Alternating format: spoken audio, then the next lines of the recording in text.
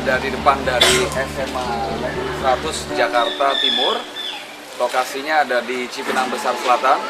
Hari ini salah satu agendanya adalah kami ingin bertemu bersama dengan murid-murid SMA Jakarta Timur yang ada di SMA Negeri 100 ini. Kita ingin diskusi sebuah buku yang akan rencananya diluncurkan di tahun 2014. Judulnya adalah Mahasiswa Sukses. Jadi target dari buku ini adalah siswa-siswa SMA, bagaimana mereka mempersiapkan masa depan pada saat nanti mereka kuliah sudah harus sejak sekarang. Yuk kita ikut bersama-sama ke dalam. Saya ajak untuk mengikuti forum diskusi antara saya bersama dengan mereka. Ayo!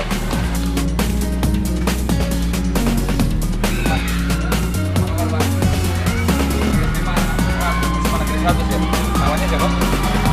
Pak Joko. Pak Joko. Kepala sekolah ada? Ayo Pak.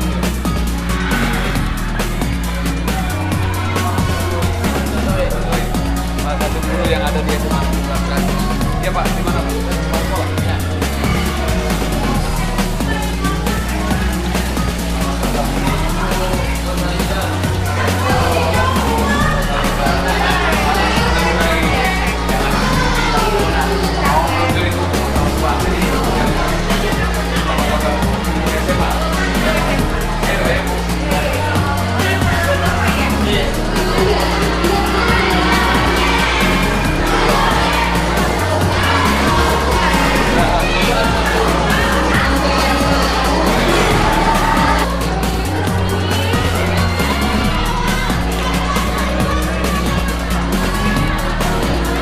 Tapi memang di luar jauh dari itu profesi kami selain di Indonesia, kami memang punya lembaga pendidikan dan kami bikin buku.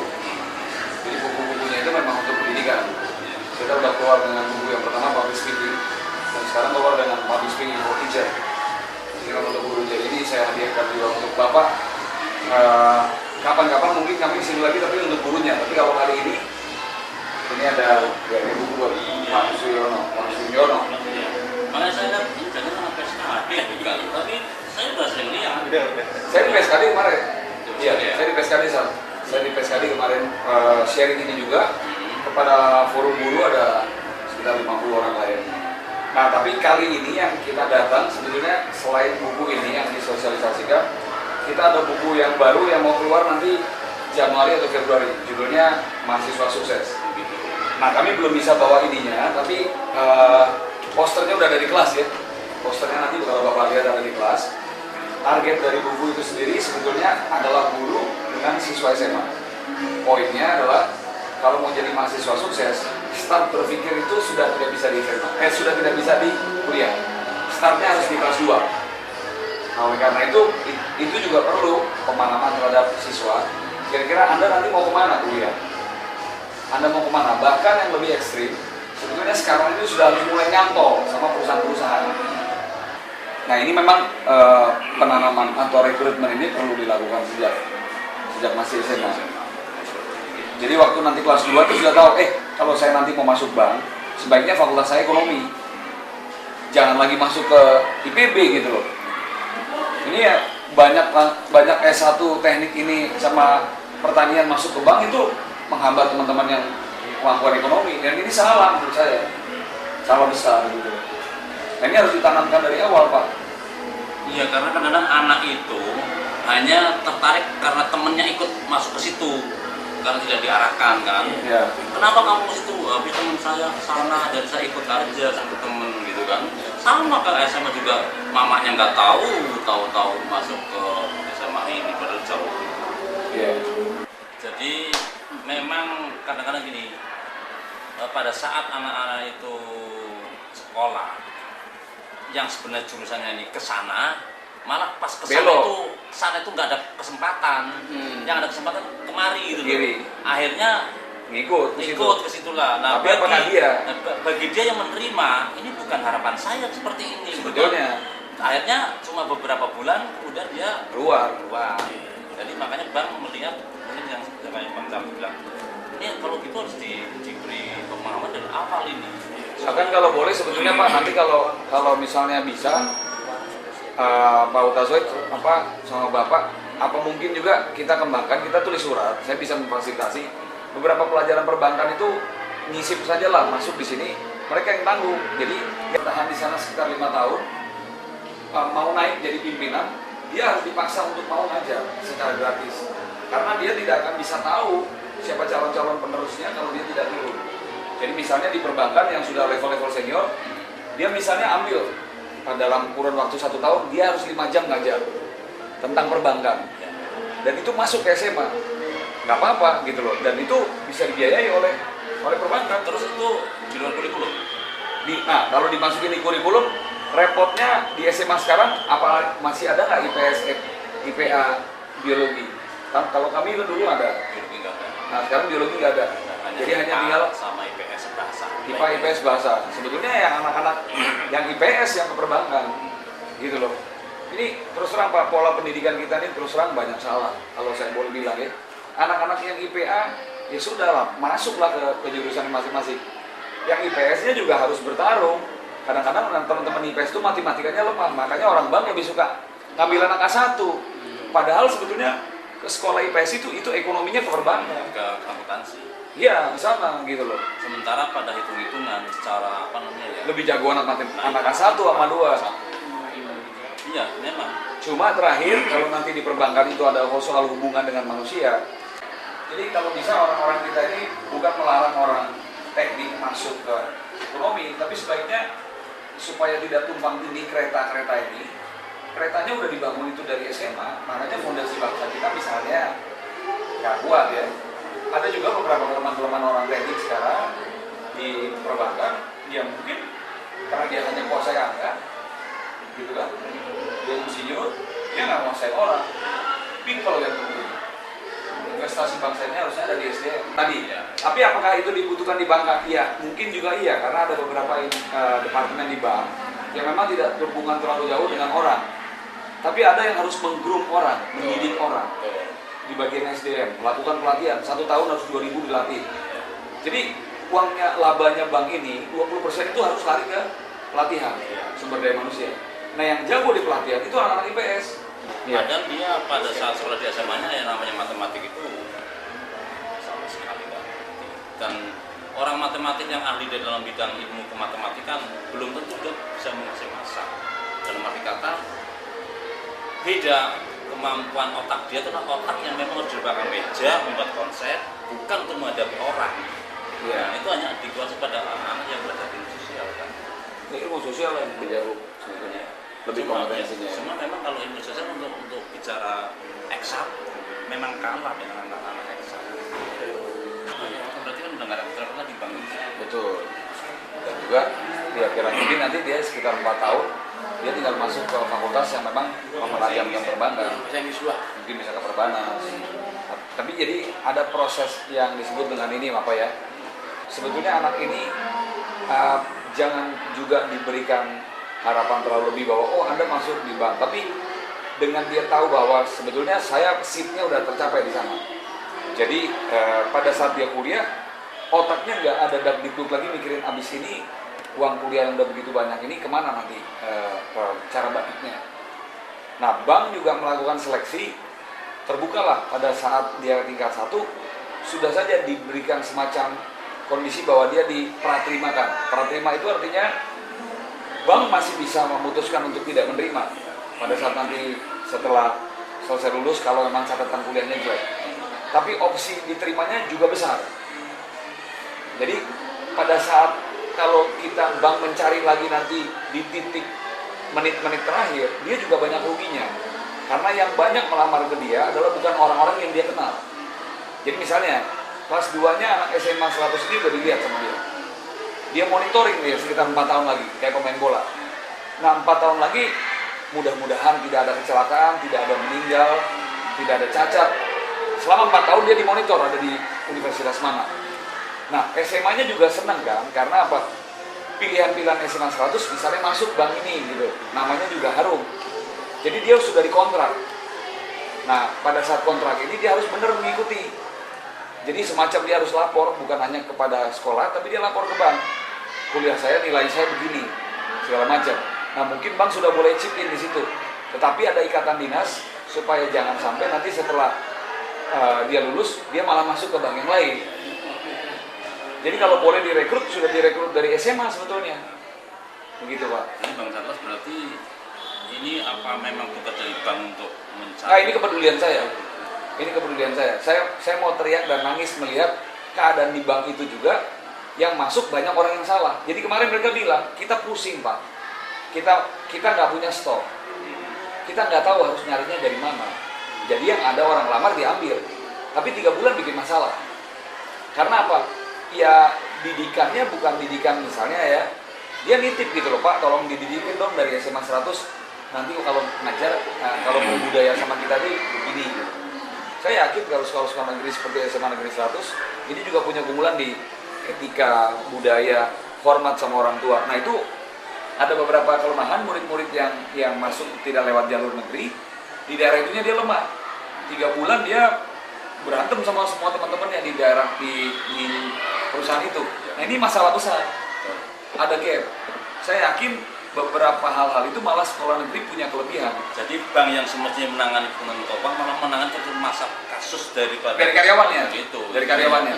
Karena dia tidak tahu anak ini dari mana 2 SMA. Ya.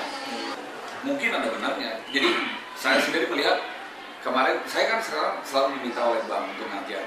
Beberapa bank itu minta saya mengajar mereka bagaimana cara berkomunikasi antara mereka dengan bawahan. Nah bawahannya itu kalau yang minta diajarin itu sudah umur 50-60, pasti kemungkinan besar adik-adik ini sebentar lagi juga yang masuk gitu.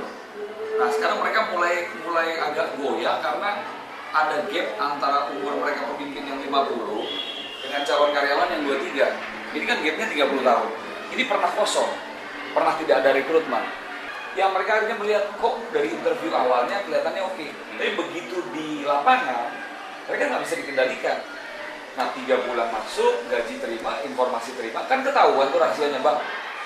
Kabur mereka ke perusahaan-perusahaan lain, bocorin rahasianya perusahaan ini, kan rugi dong Bang ya, rugi.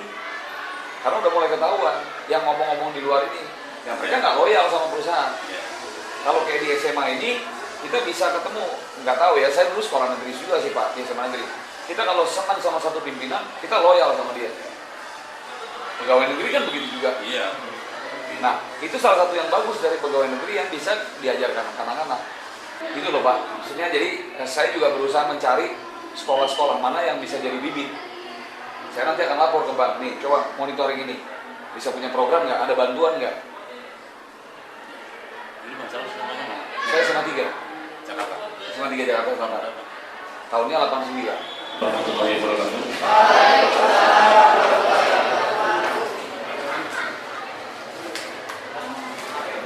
Selamat siang. Boleh di-shoot dulu kameranya, mendorong supaya lahir siswa sukses itu bukan hanya mahasiswa ataupun siswa SMA tapi juga guru-guru.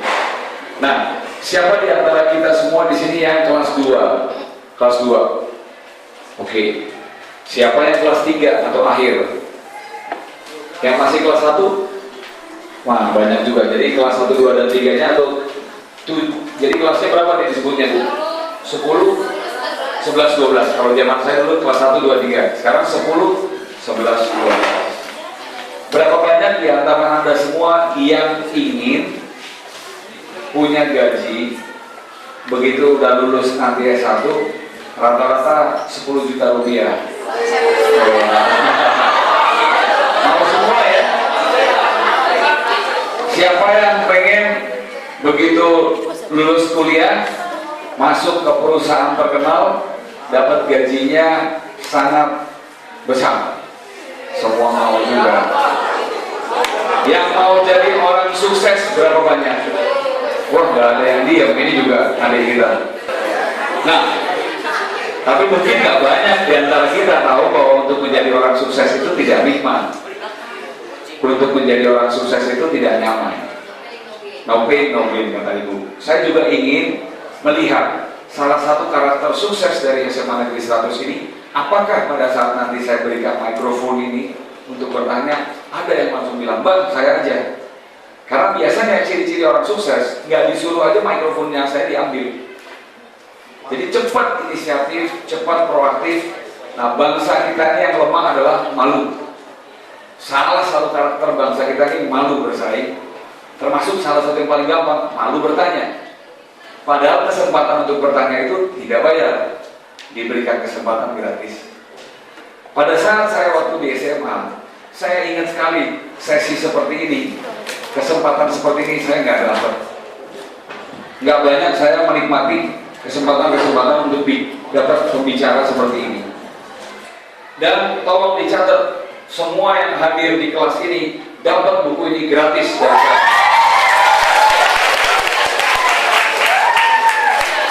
Semuanya dapat, makanya tolong.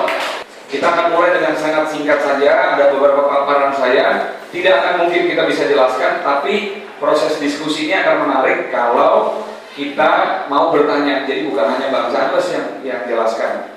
Bang Charles juga ingin dapat masukan dari adik-adik sekalian.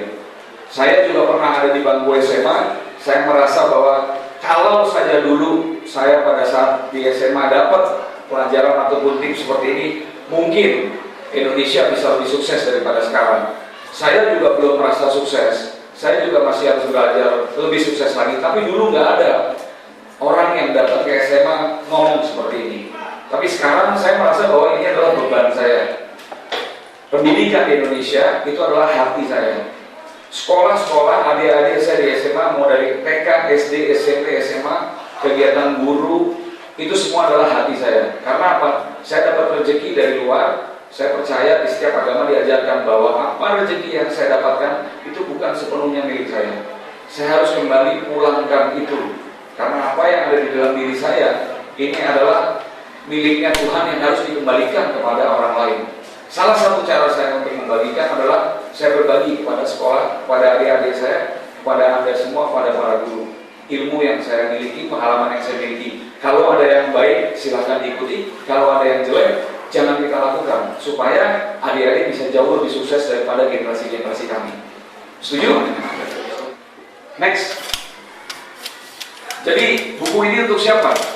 Buku ini nanti ditujukan bukan untuk sekedar mahasiswa saja. Karena kalau mahasiswa tingkat 4 sudah terlambat, atau mahasiswa tingkat akhir. Buku ini sangat diperlukan untuk kelas 2, kelas 3, tadi berapa bu? Kelas 10, kelas 11 dan 12 sebetulnya. 10 boleh nggak? Boleh saja. Tapi 11 dan 12 itu kritis. Apalagi kelas 12, kritis betul. Ini buku untuk Anda. Kelas 12. Sangat kritis. Nah, kenapa? Karena ada keterbatasan informasi tentang apa sih sebetulnya sukses itu. Persoalan tidak tercapai itu soal 2, soal ketiga. Tapi plan, pernah nggak? Pernah nggak bikin career plan? Pernah nggak bikin book planning dalam hidup Anda? Apakah buku-buku ini yang semua saya buat hanya hari ini? No, saya udah buat ini dari 3-4 tahun yang lalu. Saya udah mikirin ini. Keluarnya baru sekarang, itu persoalan waktu. Jadi Anda harus tahu betul, kalau memang mau masuk ITB, beli aja poster ITB, tempel di kamar, tiap hari liatin. Supaya Anda perginya ke sana. Ini SMA Negeri 100 nggak terlalu lama. Yang kelas terakhir, Anda cuma tinggal punya waktu beberapa bulan lagi akan ikut ujian-ujian orang-orang sukses. Tapi sekali lagi, takaran sukses itu Anda semua yang punya kemampuan untuk mendefinisikan itu. Tapi sering sekali saya juga bertanya kepada orang, apakah Anda tahu kalau Anda itu punya hak untuk sukses? Mereka mengatakan enggak. Saya ngerasa bahwa saya datang dari keluarga miskin, Bang. Ayah ibu saya juga bukan orang berada. Jadi ya saya punya cita-cita begini aja lah. Yang penting hidup saja, masuk ITB aja. Tapi ntar jadi direktur utama mungkin nggak usah lah Bang. Saya jadi karyawan aja, digaji aja, pulang dan masuk jam 8, pulang jam 5. Saya sudah bersyukur kok. Nah, kalau semua orang berpikir seperti ini, gawat bangsa kita. Karena sukses itu nggak pernah milih orang berdasarkan kaya atau miskinnya, nggak pernah milih agamanya apa. Sukses nggak pernah milih dia pendek atau tinggi. Sukses nggak pernah milih dia hitam atau putih. Sukses itu datang hanya kepada orang yang mau bekerja keras. Jadi mau Anda miskin kek, mau Anda sakit kek, mau Anda cacat kek, tapi kalau Anda punya modal untuk sukses, dia akan datang kepada diri Anda. Pengertian sukses ini yang justru harus lebih penting, dan saya yakin jangan-jangan kita di SMA belum terlalu banyak diberikan hal-hal seperti ini, karena yang diberikan adalah hal-hal yang sifatnya akademis. Tapi semangat pengertian tentang sukses itu jarang diberikan di SMA. Kalau memang ini sering, nggak akan mungkin itu keseringan tawuran ada di jalan. Kalau yang tawuran itu bisa kita cari SMA-nya SMA berapa, pasti acara-acara seperti ini juga jarang dilakukan di SMA itu. Kasihan mereka. Mereka nggak tahu mereka mau bawa diri mereka kemana. Nah, kalau Anda membayangkan diri Anda ini seperti kendaraan, mobil, Anda adalah pengemudinya. Pertanyaan saya berikutnya, kalau memang tubuh Anda ini adalah pesawat, Anda adalah pilotnya, Bu, ini jurusan pesawat kemana? Bisa nggak Anda jawab? Kalau misalnya orang tua dan guru Anda bertanya, Mbak, nanti mau kuliahnya di mana? Itu sama saja mau nanya, Dek, jurusan sukses yang mau kamu ambil yang mana? Cuma dia nggak nanya aja ibu gurunya, kamu mau sukses kemana ya? Tapi sebetulnya di balik pertanyaan itu, pengertiannya adalah, kira-kira Anda mau sukses yang mana nih? Ke UI cuma sekedar jadi masuk di UI, atau keluar dari UI bisa menjadi salah satu mahasiswa UI termuda yang punya penghasilan paling besar. Harus tambah ke situ deh pertanyaannya. Bukan cuma sekedar lulus UMPTN lagi. Itu kita udah lewat masa di situ di Indonesia. Akhirnya semua juga jadi penghuni universitas negeri, tapi semuanya jadi rata-rata. Harus bisa jadi pemimpin. Harus bisa jadi pemimpin, harus bisa lahir Soekarno baru dari Indonesia. Kalau nggak kita jadi rata-rata, kita akan jadi bangsa yang begini-gini terus, yang pinjam sama bangsa dari luar.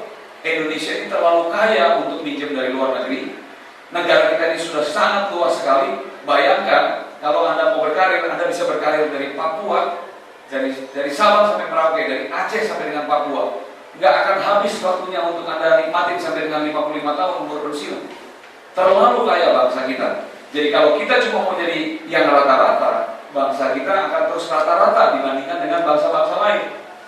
Tidak ada jalan lain untuk bisa jadi pemenang di antara semua negara di dunia. Seluruh mahasiswa, seluruh siswa SMA di Indonesia harus jadi pemimpin.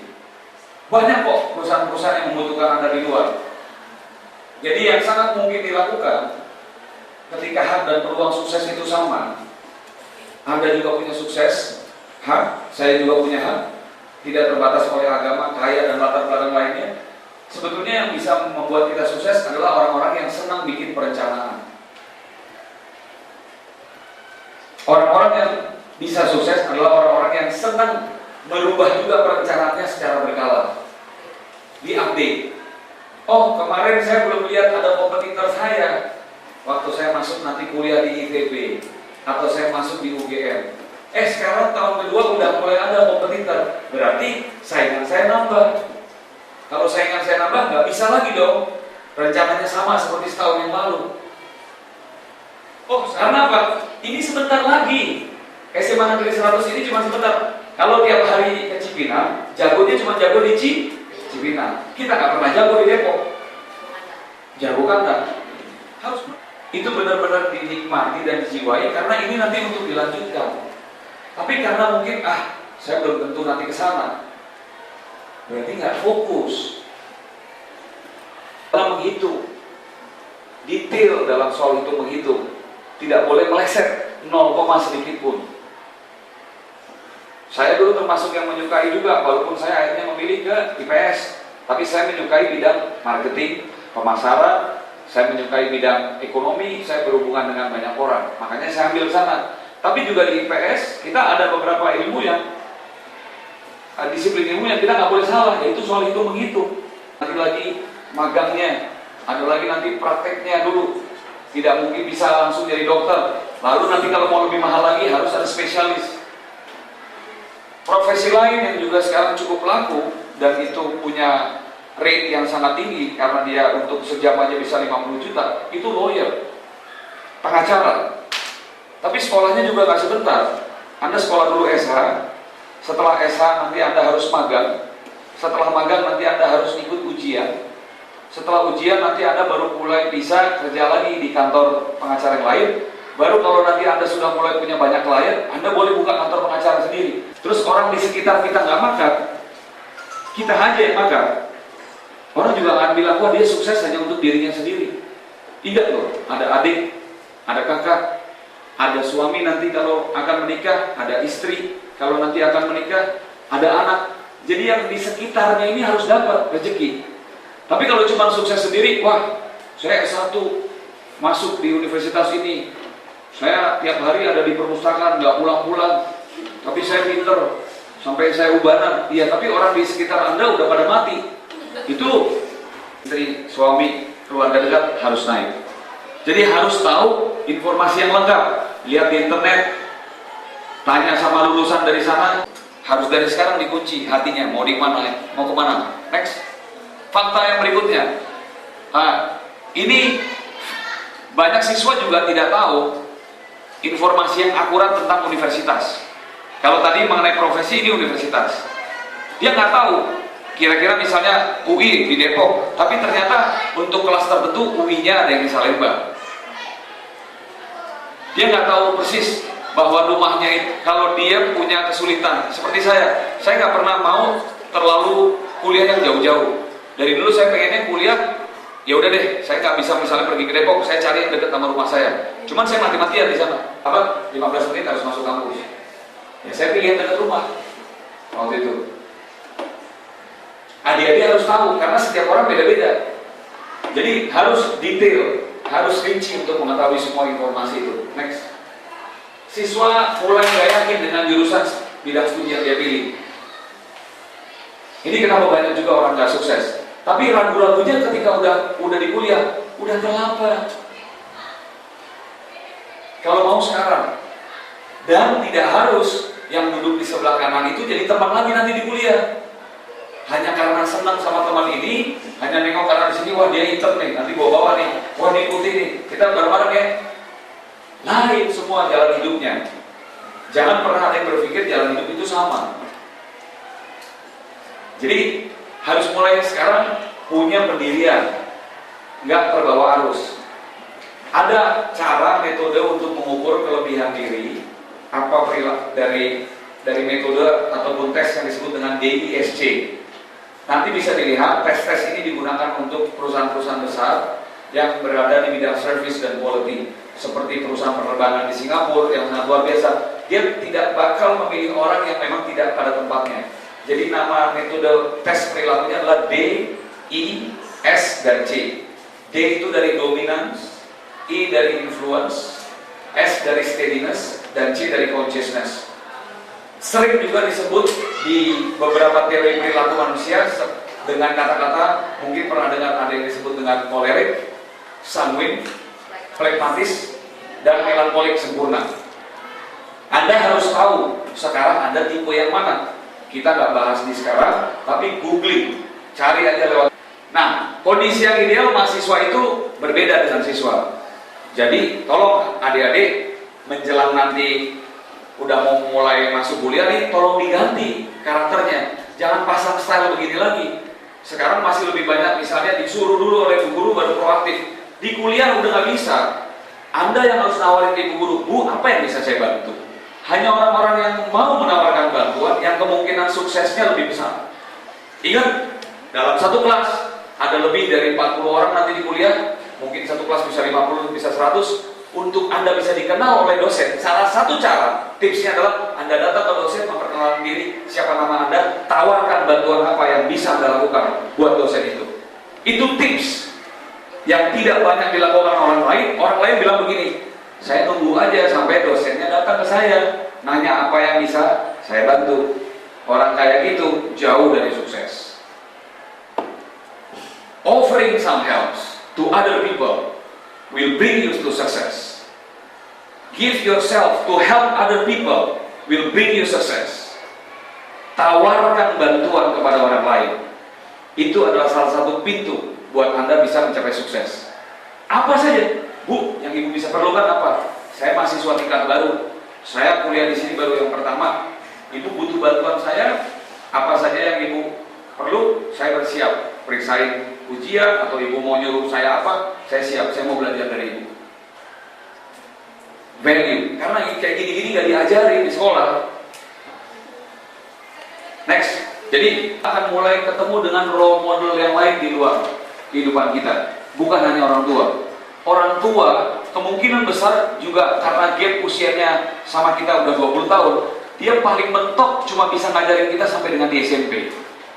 Lebih dari itu, Anda sudah mulai punya figur-figur idola baru, tapi dia membimbing. Iya. Mungkin dia tidak memberikan harta, tapi dia memberikan ilmu. Anda harus mulai punya kakak-kakak kelas baru. Dan kakak-kakak itu harus Anda dapatkan nanti pada saat Anda kuliah. Cari siapa di tingkat 2 dan tingkat 3 yang Anda bisa juga jadikan mentor. Jadi Anda harus punya mentor. Anda harus punya kakak kelas. Karena nggak bisa cuma berharap pada ibu guru dan ibu dosen. Dia juga habis waktunya. Jadi Anda harus jadi panutan. Kalau jadi panutan, udah lain. Kalau cuma jadi siswa, Anda cuma jadi follower. Tapi ketika Anda mau disebut jadi panutan, mahasiswa sukses, Anda malah punya follower. Jangan mana skripsi yang bisa saya contek. Kalau mau ujian baru nanya, mana catatan-catatan teman-teman yang bisa dikumpulin. Gak bisa percaya diri sendiri. Gue gak pakai orang lain juga, gue bisa. Karena memang gue belajar. Apakah ini potret yang akan dialami oleh adik-adik? Saya berharap enggak. Apalagi ada yang sekarang siswa SMA lebih sering ada di mall daripada di SMA. Ada di luar sana, nggak ngerti ngapain. Ada yang lebih sering pakai handphone untuk menggunakan hubungan pribadi ketimbang untuk menggunakannya untuk keperluan sekolah. Anda tahu apa kelemahan dan kelebihan diri Anda. Salah satunya bisa melalui tes yang tadi namanya DISC, atau cari saja di internet yang namanya behavior test. Seperti ini. Mereka nggak ngerti mau jadi apa. Saya berharap Anda nggak tidur nanti di kuliah Anda. Next. Anda nggak punya idola, harus punya idola. Siapa yang bisa dijadikan panutan untuk sukses? Ya, berikutnya. Kenapa sukses itu penting? Pertama, karena kalau Anda sukses, Anda berarti efektif di dalam dunia ini. Ketika Anda bekerja sampai dengan umur 55 tahun, di mana di situ adalah umur produktif orang Indonesia, Anda tidak pernah sekalipun nganggur. Efektif menggunakan waktu.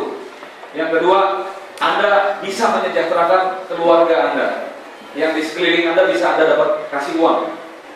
Yang ketiga, Anda lebih produktif. Tidak mengisi waktu dengan santai-santai dan tidur, tapi Anda berkarya. Anda menghasilkan karya-karya baru. Yang keempat, Anda nanti akan mahir mengelola waktu.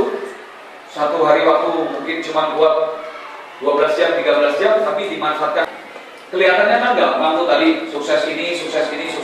Nah ini poin-poin suksesnya banyak banget. Belum saya jelasin. Tapi nanti harus ada kemampuan sukses untuk membuat CV, kemampuan sukses untuk wawancara. Bagaimana berhadapan dengan orang seperti itu? Tapi ada juga dosen yang santai, ada juga dosen yang baik. Nah, kita nggak bisa merubah diri orang, karena orang baik sudah begitu. Yang hanya bisa kita lakukan adalah kita menyesuaikan, karena kita harus fleksibel. Anda harus bisa sukses bicara, Anda harus bisa sukses wawancara, Anda harus bisa sukses membaca cepat. Tapi sudah mulai ada orang di luar kampus. Nah, zaman-zaman kita dulu, kita mikirnya gini, kampus aja dulu selesai sampai tingkat 4. Ketika selesai nanti kita di kampus tingkat 4, baru kita ngelamar, baru kita punya teman, punya jaringan, punya network. Itu salah. Jadi sejak nanti Anda masih kelas atau tingkat 2 di kampus, sebaiknya Anda sudah harus punya jaringan di luar kampus. Pada saat Anda sekarang masih kelas 11 dan nanti mau masuk misalnya ke sebuah universitas, dari sekarang harus mulai cari teman yang ada di universitas itu namanya jaringan. Jangan hanya punya nomor telepon teman-teman yang ada di SMA negeri terus. Harus mulai punya teman baru, harus mulai punya jaringan. Suksesnya banyak kan? Ada banyak banget. Ada sukses ujian, sukses ekstrakurikuler, aktivitas sosial, baca dan lain sebagainya. Nah ini yang saya bilang tadi sakit. Tidak gampang. Ini sebagian besar isi buku tersebut. Next. Ya, saya pikir sudah hampir selesai. Segala sesuatu yang akan berubah jika terjadi perubahan pada diri Anda. Berikutnya lagi. Terus saja. Nah, sudah selesai. Boleh berikan tepuk tangan dulu buat kita semua.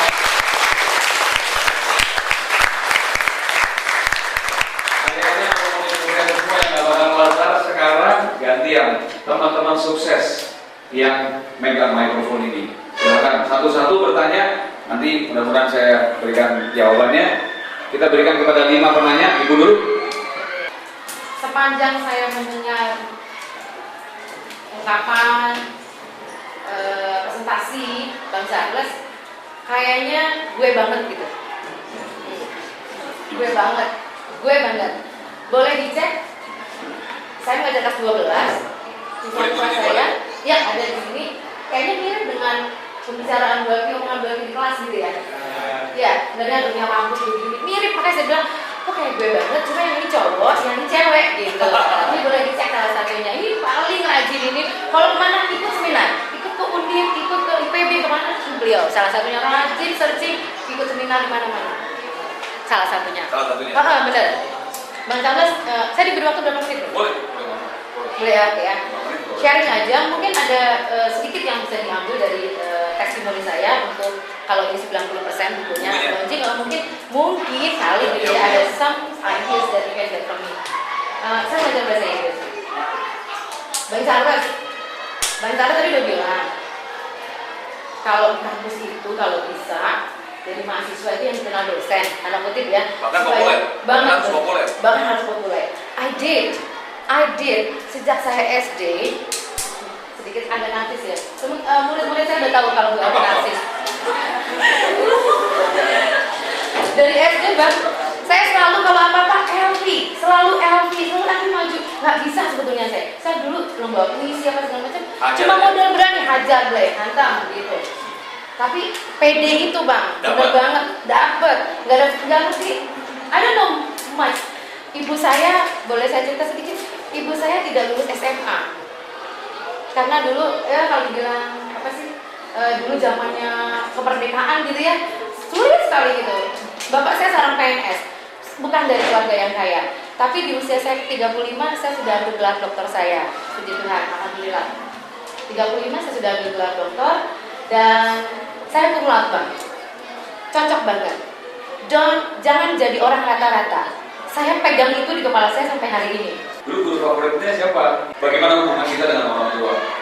Yang selama ini kita anggap ada generation gap. Sudah terlalu jauh kalau kita komunikasi dengan orang tua.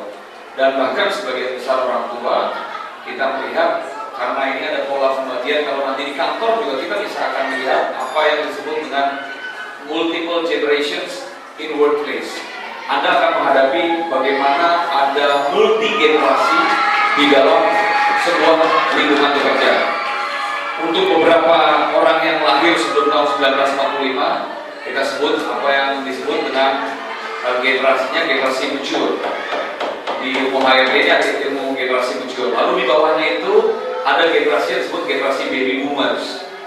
Lalu di bawahnya lagi ada yang disebut dengan generasi X atau Gen X, yaitu saya. Orang-orang yang lahir di era tahun dari 60-an sampai dengan 77, teknologi, menggunakan high-tech dan lain sebagainya. Kesulitan yang mungkin dihadapi adalah bagaimana pada saat nanti masuk ke dalam dunia kerja, kita berhubungan dengan 4 generasi yang termasuk dengan generasi kita sendiri, yang mungkin antar generasi kita saja kita punya masalah di dalam cara berkomunikasi. Apalagi nanti dengan 4 tahapan ini. Dan dugaan saya maturity akan mulai lama-lama hilang. Karena apa? Orang-orang yang sudah lahir di tahun sebelum 1945 kan lately sudah menjadi senior dan sudah akan pergi. Nah nanti naik nih, yang mature akan hilang, yang baby boomers yang di atas. Lalu nanti generasi X, generasi Y, mungkin ada generasi sebutan lagi di bawahnya apa. Nah ini tentu hal-hal yang menarik yang bisa kita tambahkan dalam buku tersebut. Tapi juga yang paling menarik adalah di buku ini yang memang yang tidak ketemu dengan di buku lain ya, Anda harus bisa define, mendefinisikan apa sukses itu di dalam kacamata Anda sekarang, dan harus rela untuk merubah definisi itu per bulan, bahkan per 3 bulan, per 6 bulan, per setahun, ketika Anda selalu melihat informasi dan ada data yang baru. Karena sukses yang Anda buat di SMA Negeri 100 hari pada saat Anda kelas 11 mungkin akan beda pada saat nanti Anda kelas 12 saya datang ke sini lagi. Udah lain, karena akan ada data lagi mungkin informasi dan teknologi baru yang kita nggak tahu hari ini. Itu Bu Yogi. Ya, terima kasih. Tepuk tangan dulu untuk pertanyaan. Saya cari pertanyaan lagi. Yang sering ayo. generasi muda atau anak SMA ini kan banyak labil. Faktor luar itu sangat mendominasi kepada diri kita sendiri. Jadi apabila kita mempunyai suatu tekad udah bulat, pasti ada orang yang bakal kontra dengan pendapat kita. Itu pertanyaan saya, bagaimana kita menyikapi orang yang dari luar itu ke diri kita. Terus juga tadi kan seperti yang saya sampaikan kan, kita tuh harus update. Jadi kita harus mempunyai planning simpan. Tapi kalau menurut saya, kita tuh harus mempunyai suatu rencana yang dulu tujuan kita harus sebenarnya. Nah, jadi pertanyaannya seperti tadi, yang pertama bagaimana menyikapi, terus yang kedua apabila kita gagal. Di sini kan diberitahukan rahasia sukses. Bagaimana kalau misalnya kita suatu saat mengalami kegagalan dan bagaimana cara tipsnya agar kita bangkit dari kegagalan. Terima kasih. Baik, terima kasih. Luar biasa Pak. Hal ini dari cara pertanyaannya saja sudah punya eagerness untuk bisa sukses. Saya jawab dulu dari pertanyaan yang pertama. Saya sangat setuju dengan apa yang Alif sampaikan, yaitu mengenai bagaimana kalau akan ada banyak orang justru yang membuat kita terpengaruh, atau orang-orang ini ada di sekeliling kita tapi suaranya beda dengan apa yang kita mau tuju. Saya kembali lagi kepada jawaban saya mengenai buku ini. Yang paling tahu betul tentang kebutuhan diri kita adalah diri kita sendiri. Sehingga salah satu kemampuan dari orang sukses sebetulnya sudah Alif tanyakan tadi, yaitu adalah mampu menunjukkan perbedaan sikap dengan orang yang bahkan mungkin mau mengarahkan kita kepada satu titik, di mana mungkin orang tersebut mungkin tidak punya hubungan darah. Kalau menurut saya sih, kayaknya dari postur badanmu, kamu nggak cocok deh untuk jadi dokter. Kenapa nggak jadi pemain basket? Dia menguji. Tapi apakah ujian itu terus harus Alif lakukan? Ini yang harus menjadi pertanyaan. Karena sekali lagi, ambillah bidang yang memang di mana kita yakin kita bisa sempurna di daerah itu, mendekati angka 100%. Walaupun kesempurnaan itu hanya milik Tuhan. Tapi kalau bisa, pilihlah bidang yang memang kemungkinan besar kita juaranya itu terbuka besar, misalnya. Orang lain sedikit, misalnya di sana. Alif harus mulai bisa lihat, dan itu harus mulai bisa dilakukan dengan pemetaan sekarang. Dilakukan dengan pemetaan terhadap diri sendiri. Harus bisa memberikan skor, misalnya kalau harus dipilih universitas A, B, dan C yang Anda kunjungi, itu aja udah membuat Anda kan kadang-kadang bisa bingung. Wah, kalau lihat gedungnya kayaknya tiga-tiganya asik, kalau lihat fasilitasnya tiga-tiganya oke. Tapi harus memutuskan satu, karena nggak mungkin kita bisa ambil semuanya. Itu yang pertama. Jadi salah satu syarat, kita harus teguh, kita harus punya strong decision, karena itulah yang akan membawa Alif punya warna. Orang lain bilang, dia ketika udah diajakin ngomongin soal ekonomi, soal sejarah, dia nggak tergantikan, yang ngomongin soal kedokteran terus. Berarti motot, harus ada mototnya, gitu. Mototnya di mana? Bahkan di daerah motot itu sesekali nggak bisa ditawar. Itu untuk menunjukkan bahwa I'm strong in this field, gitu. Yang lain boleh deh, ngomong kedokteran saya masih kalah, ngomongin soal geografi saya kalah, tapi ngomongin soal teknik, udah saya di situ, saya lebih ngerti. Jadi harus ada, itu beda dengan sombong. Bisa beda dengan sombong. Beda, karena memang Anda menguasai, gitu. Nah, yang itu pertanyaan pertama, bagaimana supaya tidak terpengaruh, bagaimana menghadapi orang-orang yang suka membuat kita goyah. Pertanyaan yang kedua tadi, bagaimana? Oke, rahasianya kalau gagal. Di buku ini sebetulnya yang diberikan intisari pengalaman dari perjalanan karir saya adalah hal-hal bagaimana dengan cepat kita bisa melihat, oh itu sukses. Tapi pertanyaan yang bagus adalah bagaimana setelah kita melakukan semuanya secara komplit, ternyata kita belum juga sukses. Ada dua hal untuk bisa menjawab itu. Pertama, bukan berarti kita pindah track. Sukses atau tidak kadang-kadang juga soal ukuran waktu, kapan kita tunggu. Tapi nggak mungkin hanya karena kita tidak sukses di tahun itu, tapi kita sudah pilih bidang itu, terus kita pindah lagi bidang yang lain. Ini juga merupakan hal yang salah. ketika kita sudah yakin Alif misalnya buat di bidang kedokteran, hanya karena tidak dapat juara terus Anda pindah jadi ekonom, itu salah besar karena Anda buang waktu. Tunggu sampai ada waktu yang tepat.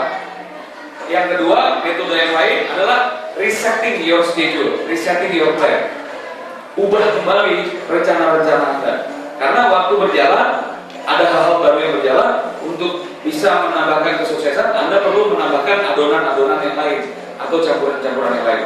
Tapi saya tidak pernah menyarankan untuk pindah jalur secara ekstrim. Karena pindah jalur secara ekstrim, Anda mulai lagi dari nol. No way. Pindah jalur, no way buat saya. Sekali Anda sudah bilang, ini Anda di fakultas ini, di situ. Jangan keluar. Apapun ceritanya, sampai titik darah penghabisan, jangan keluar. Saving energy. Tepuk tangan buat kalian.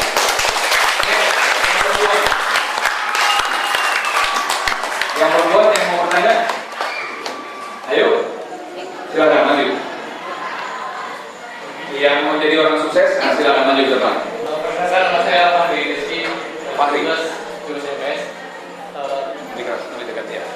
Tadi Bang Charles menyampaikan bahwa yang mengetahui kita itu ada tiga ya, Tuhan, Yang Maha Esa, kemudian kita sendiri sama orang tua. Tapi ada juga orang tua yang memaksa kita untuk milih jurusan atau milih tempat kuliah yang tidak kita mau, yang tidak kita sudah merasa udah fix di sini, tapi orang tua maksa kita ke tempat lain gitu. Itu bagaimana cara kita menanggapinya? Terus jadi kita apa yang kita tunjukkan kepada orang tua kalau keadaannya seperti itu. Terima kasih. Baik, boleh berikan tepuk tangan untuk Fahri. Ya, Fahri, pertanyaan yang bagus dan saya juga sepakat. Saya juga pernah berbeda dengan orang tua saya. Pertama, Fahri sebagai umat beragama, kita tidak mungkin menyangkal bahwa kita lahir dari orang tua kita. Jadi sebetulnya di sini di dalam semua dengan kita, malah kelihatannya yang akan memberikan katakanlah kekritisan pertama kali, katakanlah juga bahkan mungkin bukan menyangkal tapi meragukan niat Anda, itu malah orang yang ada di sekitar Anda. Orang yang pertama kali ragu terhadap bakat saya untuk bisa menjalankan profesi ini adalah keluarga saya, adalah mungkin istri saya. Sampai akhirnya saya bilang, kalau ini tanah, saya bor terus, sampai dalam. Sampai pada saat mereka tidur, saya melakukan hal-hal yang saya yakin menjadi kekuatan saya. Sampai akhirnya saya tidak tergoyahkan lagi bahwa saya memang sudah di industri dan di dunia ini, di bidang ini. Harus ada ngotot, tapi ngotot beda dengan kita melawan dan tidak sopan. Itu dua hal yang beda. Kita tetap harus respect kepada orang yang berbeda pendapat dengan kita. Pada orang tua kita bisa sampaikan, Bapak Ibu, kami tetap menyayangi Bapak Ibu. Kami juga sangat menghargai pendapat Bapak Ibu bahwa kami menurut Bapak Ibu bersekolah di sini. Tapi setelah melakukan beberapa kali evaluasi terhadap diri kami dan kami melakukan kontemplasi dan bertanya kepada diri kami melihat ada peluang dan kesukaan kami di bidang ini dan kami cukup yakin bahwa kalau kami didukung di daerah ini kami bisa menjadi orang yang terbaik. Tapi juga harus berani kita mengatakan tawaran, karena mereka melakukan tawar-menawar dengan kita. Saya sangat menghargai peranan ayah dan ibu yang sudah membesarkan saya. Tapi kalau juga boleh Bapak Ibu memberikan kesempatan kepada saya untuk mempertanggungjawabkan kedewasaan saya, memilih bidang profesi yang saya yakin akan membawa saya kepada tingkat sukses, berikanlah Pak kesempatan untuk saya menjadi orang dewasa. Kalau Anda bisa menjawab seperti itu, orang tua dimanapun akan melihat Anda sebagai salah satu figur yang tertulis. Ada fakta-fakta, ada angka-angka, ada karya-karya, ada hasil-hasil ujian Anda, ada bukti penerimaan di lembaga yang Anda sudah tuju yang mungkin berbeda dengan yang ayah Anda mau. Pak, diam-diam sebelum Bapak menyarankan saya masuk ke TNI Angkatan Udara, saya diam-diam udah lamar ke kedokteran, dan di kedokteran saya diterima. Dan masuk kedokteran itu nggak gampang. Saya ranking nomor 1.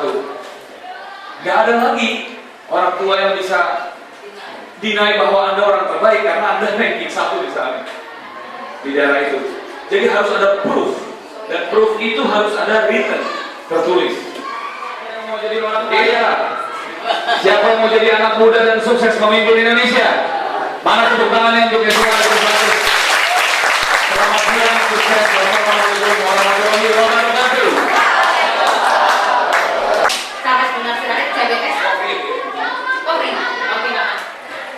CBS pas banget dengan lingkungan sekolah kita. Kita ini sekolah di SMA Negeri 100, Jalan Besar 22. CBS, Pinang Nusantara. Pas banget ya.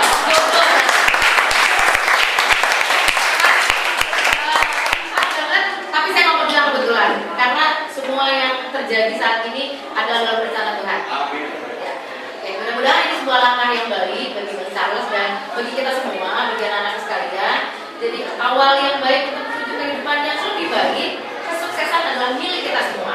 Seperti Bang Charles katakan, hak dan peluang kita, milik kita semua. So, biasa kalau itu orasi, ya. Jadi nih, pengen ngomong ya, tapi this is your time ya, this is your time. Oke, tidak banyak kata lagi yang bisa kami ucapkan. Kami berbahagia sekali telah dikunjungi oleh CBS Management, langsung ke artisnya sendiri, Bang Charles. Saya salah satu pengagum abang dulu, salah satu anak muda kok bisa gini ya. Sementara saya nggak beda jauh dengan orang yang udah tipis lah.